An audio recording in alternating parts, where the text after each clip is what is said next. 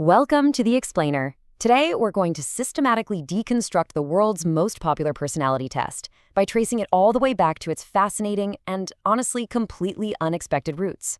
If you've ever found yourself wondering exactly how a highly complex, deeply nuanced psychological theory transformed into the definitive test we use to label ourselves today, well, you're in exactly the right place.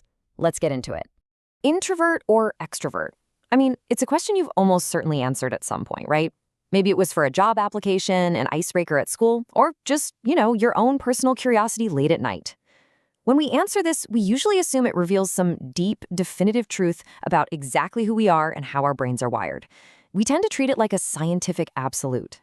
So get this. Over 2 million people take the Myers-Briggs Type Indicator, or MBTI, every single year. That is just a massive footprint for a single psychological tool. Yet despite its overwhelming, almost inescapable popularity, very few people who take it are actually aware of its true historical origins, and more importantly, they don't know its current standing within the modern scientific community. We kind of just accept the results as fact without ever really questioning the foundation. To truly understand this test, our explainer today is going to follow this roadmap. We'll start with the personality test phenomenon, then explore Jung's original complex theory, uncover a wartime job solution, and finally, look at science versus pop psychology. Okay, part 1, the personality test phenomenon and the modern ubiquity of the MBTI. Let's just start with how thoroughly this tool has completely saturated our world. I mean, we see these 4-letter sorting hats, like INTJ or ENFP, absolutely everywhere today. You'll find them baked into corporate team-building exercises, woven into our personal identities, and just totally dominating mainstream pop psychology. And you can see why. They offer what feels like a beautifully simple, elegant solution to the incredibly messy problem of understanding human behavior. It's just inherently satisfying to take a quick test and be handed a neat little 4-letter badge that seemingly explains all of your quirks. Moving on to part 2, Jung's original complex theory and the actual clinical foundation. To really peel back the myth here, we've got to look at the genuine clinical psychology it was based on. The entire foundation of this test was spearheaded by the legendary Swiss psychiatrist Carl Jung. Jung is the guy who mainstreamed the terms introversion and extroversion, defining them basically as how we direct our psychic energy, whether inward toward our own thoughts or outward toward the external world. But here's the absolute crucial distinction. Jung firmly believed that human personality was deeply fluid and complex. He viewed these traits as existing on a shifting spectrum, not as some rigid set of binary categories. To Jung, you weren't purely one or the other. You kind of ebbed and flowed between them depending on the context. And this breakdown brilliantly illustrates his clinical framework, because for him, it wasn't just about being an introvert or an extrovert. Jung introduced 4 primary cognitive functions. You've got thinking, which is logical evaluation, feeling, which is value-based, sensing, leaning on direct sensory perception, and intuition, which relies on unconscious perception. Jung posited that we actually use all 4 of these functions at different times.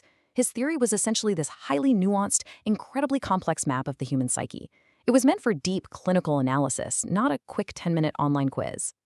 Which brings us to part 3, a wartime job solution and the genuinely surprising origins of the MBTI. What's really fascinating here is how Jung's highly complex theories were suddenly adapted during a global crisis. So Jung publishes his seminal work, Psychological Types, in 1921. But it wasn't until the outbreak of World War II in 1939 and into the 1940s that an American woman named Catherine Cook Briggs and her daughter, Isabel Briggs Myers, truly brought this to the mainstream. They discovered Jung's work and spent decades building on it. Now, it's important to note, they weren't clinical psychologists. They were just really enthusiastic, self-taught observers of human nature who saw immense potential in Jung's ideas. And we really have to look at this through an empathetic, historical lens. Catherine and Isabel weren't setting out to create a superficial pop psychology fad. Their original goal, born completely out of necessity, was highly practical. With men fighting overseas, millions of women were entering the industrial workforce for the very first time. The Myers-Briggs team just wanted to create an instrument to help these women find suitable wartime jobs that matched their natural inclinations. It was a noble effort, really, trying to maximize both efficiency and human happiness during a massive global crisis. To pull this off, they took a very systematic approach. Step 1, study Jung's incredibly dense clinical framework. Step 2, and honestly, this is where things changed forever, simplify those concepts into an accessible, easily testable format.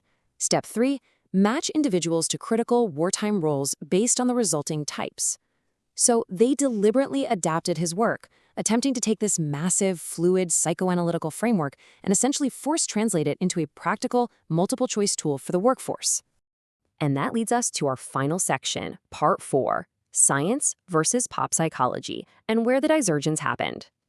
As you might guess, transitioning a psychoanalyst's highly fluid framework into a standardized sorting test created some severe complications. While Carl Jung viewed human personality as a dynamic, shifting spectrum where traits balance each other out, the modern MBTI forces those traits into rigid, binary boxes. It operates exactly like an either-or toggle switch. You're either a thinker or a feeler, you're a judger or a perceiver. And the kicker? Jung himself warned against this exact kind of categorization, famously noting that every individual is an exception to the rule. The MBTI and its push to be practical effectively stripped away the very fluidity that made Jung's theory so profound in the first place. Because of this massive simplification, current psychological research pushes back pretty heavily today. Modern psychologists largely criticize the MBTI's scientific validity. For instance, when tested for reliability, meaning if you take the test today and then take it again in, say, 5 weeks, a wildly significant percentage of people get a completely different personality type. In the rigorous world of psychometrics, an assessment that behaves this way is seen less as a scientific tool. Actually, scratch that. It's treated more like a form of psychological astrology. It just lacks the empirical backing to support the huge weight corporate culture places on it, especially when you compare it to Jung's original, deeply nuanced clinical observations. Which brings us to a fascinating conclusion, and really the supreme irony of how we use this test today.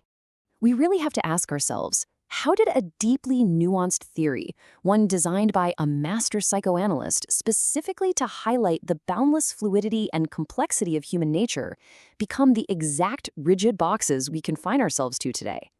Catherine and Isabel obviously had noble intentions to help a wartime workforce, but in doing so, they inadvertently created a corporate sorting hat. Now look, the MBTI is a phenomenal tool for sparking self-reflection and kickstarting conversations about how we all work differently. But the next time you're handed a 4-letter acronym that supposedly defines your entire identity, remember Carl Jung. Remember that human beings are just far too beautifully complex to be reduced to an either-or toggle switch. Keep exploring, stay curious, and I'll catch you in the next explainer.